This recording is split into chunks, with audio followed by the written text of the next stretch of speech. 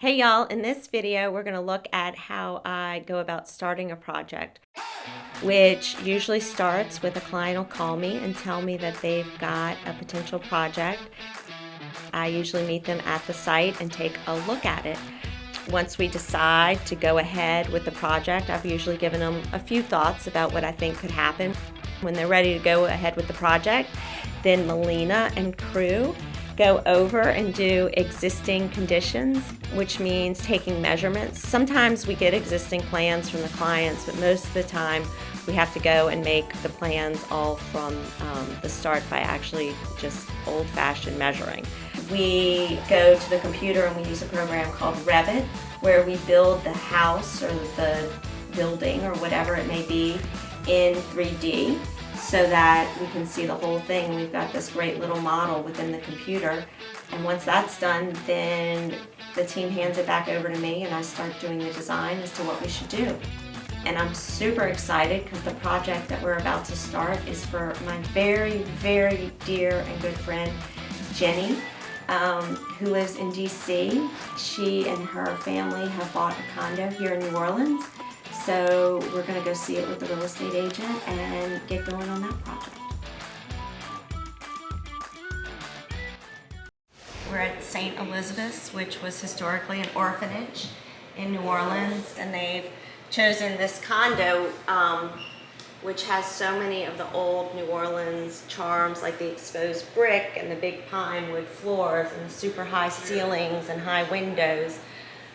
Which is all, of course, part of the architecture, which you see a lot down in the French Quarter because it helped, mitigate the heat with the high ceilings and the high windows, allowed for ventilation. There's certain things we want to try to do with the property to freshen it up and make it theirs. But there's so many great bones, as you can see, that it's going to be fun. It's a little bit of a different project for us. Melina and Evie are here and they're going to be measuring this space, which is quite large since it's 4 floors.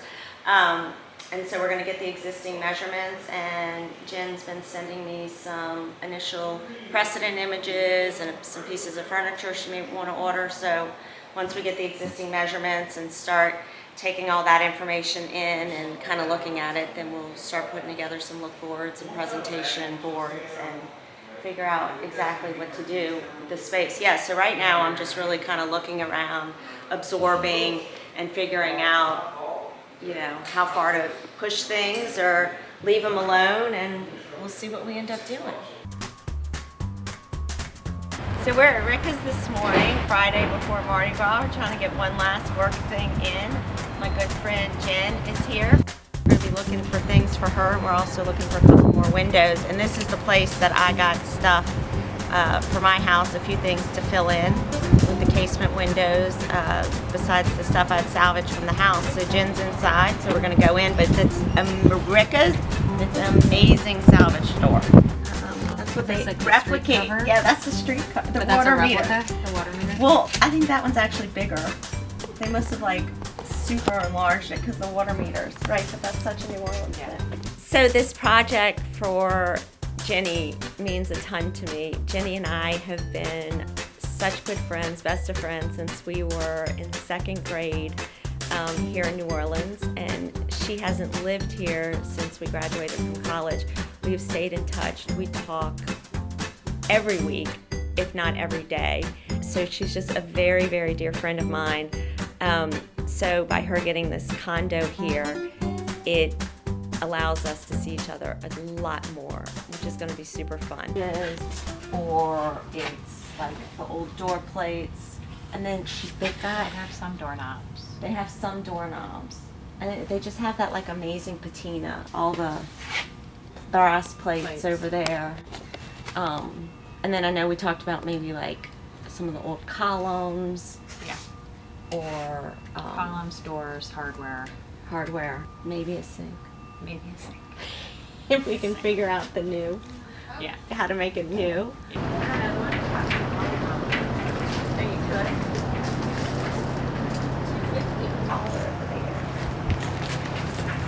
This is the place that I bought a bunch of bricks from, and the owner had to call me to say that the bricks needed to be returned and she needed to refund my money because the owner of the bricks came in and said someone had stolen them from him because they're the old St. Joe tan extra large brick, and they're rare. So someone stole them off of his job site, brought them here, sold them. Of course, the owner here had no idea they were stolen.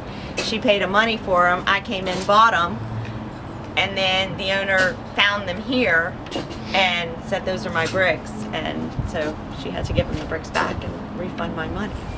So salvaging in New Orleans can get to be quite the thing. So yeah, so they make things that aren't manufactured anymore. So this is a common brick vent for the bottom of foundations to let air through, which is really important in the building science thing.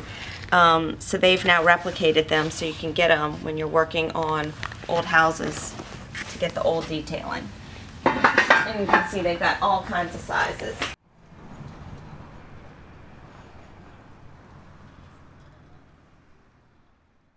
The condo they've decided to buy is in an old orphanage, which was called St. Elizabeth's, and the building is still referred to St. Elizabeth's. And in fact, every time I walk in there, she's got these amazing staircases, and I always think about like these herds of little girls running through and what that must have been like and what the space was used for once upon a time. But it's really cool because it's a masonry building. It's got a lot of the old brick. It's got amazing old windows. So it's unusual of a place, but it's going to be a great place for their family, and it's going to be a great place for them to bring their friends from DC. And it's also right on the parade route, so it's going to be a great place for Mardi Gras, and it actually has a kegerator, so we'll be all set and ready to go.